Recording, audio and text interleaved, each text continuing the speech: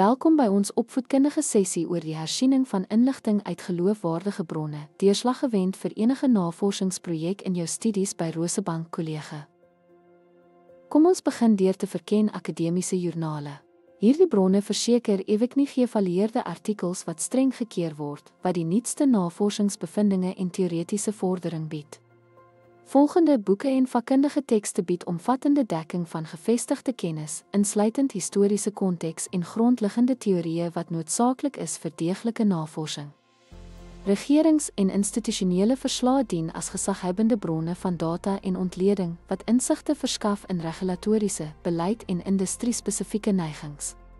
Betroubare aanlyn databasisse is jou poort na 'n wye reeks vakkundige artikels en publikasies. Hulpbronne soos PubMed, Istor en Google Scholar is van onskatbare waarde vir uitgebreide literatuursoektogte. Professionele verenigings en organisasies bied ook waardevolle hulpbronne soos wetskrifte, posisieverklarings en industriestandaarde, tesame met toegang tot kundige netwerke.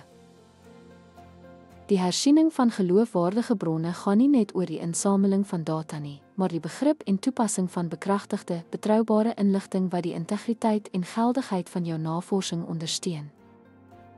Dankie dat jy by hierdie sessie aangesluit het.